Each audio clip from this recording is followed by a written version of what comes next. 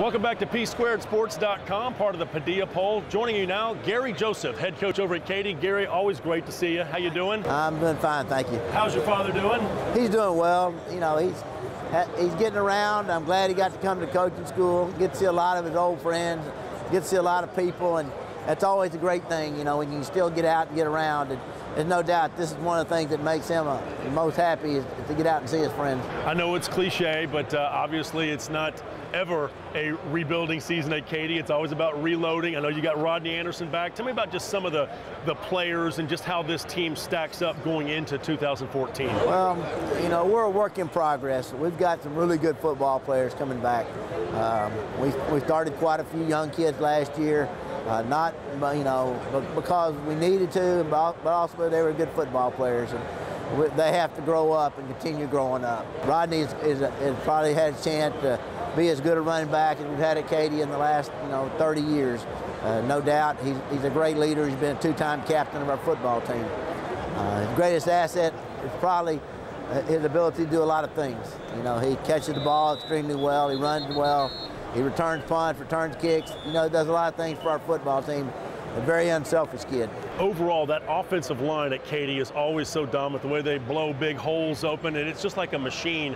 That's where it all gets started up front. There's no question. That's the biggest question mark on our football team right now. We have to have these kids come through in order for us to have a chance to be successful. And we have one returning starter there in Luke Spees. We have a couple of kids that have lettered. We've moved a couple of kids around.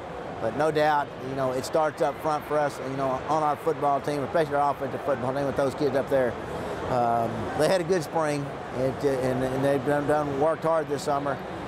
Hopefully we can see the fruits of their labor in the fall. But one of the things that's hurt us in the past couple of years, just we have to create more depth in the offensive line. You know, we're okay one deep. We've had a couple of injuries in the last two state championship games right for them. We've got to avoid the injury bug, but those kids have really got to come through for us to be good. Garrett Dorn got some valuable playing time last year at the quarterback position for you.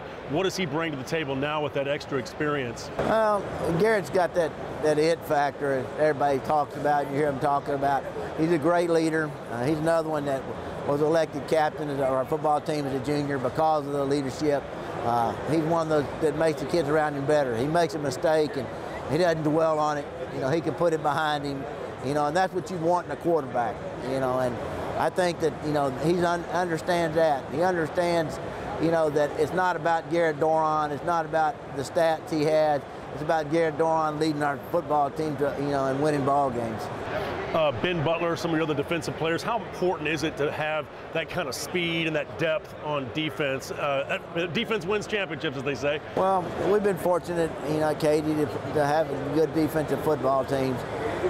We have, you know, the great thing we have coming back for us this year, we have 5 kids that have started for us in the secondary. We started 3 sophomores back there last year. You know, they're all returning. You know, they've all a year stronger.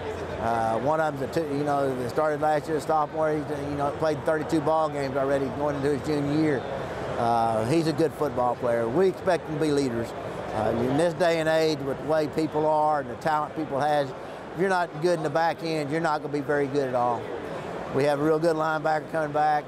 This kid that played for us last year, you know, Patty Fisher, and our nose tackle's back. So we have some kids coming back. It's just a matter of, you know, can the other ones and make the other ones around them better. And finally, I know 6A is tough. Tell me about your non-district schedule as it prepares you for district play. Well, we're playing a really good Kingwood football team. They 2 years ago, they upset Westfield and made the playoffs the last 2 years out of their district. Our second game is against Fort Bend Travis, and of course they are very, very talented. Have been 3 rounds of playoffs in 2012 and stuff. Last year they lost in a very tough district. And then our third game, of course, perennial power around the Houston area is the Woodlands. So we have to go up there on a Friday afternoon. And that's going to be an experience in itself for our kids because you have to sit there and fight the traffic and fight stuff up there. But it'll be good for our kids. Like I said, we tell them all the time, there's no excuses one way or the other.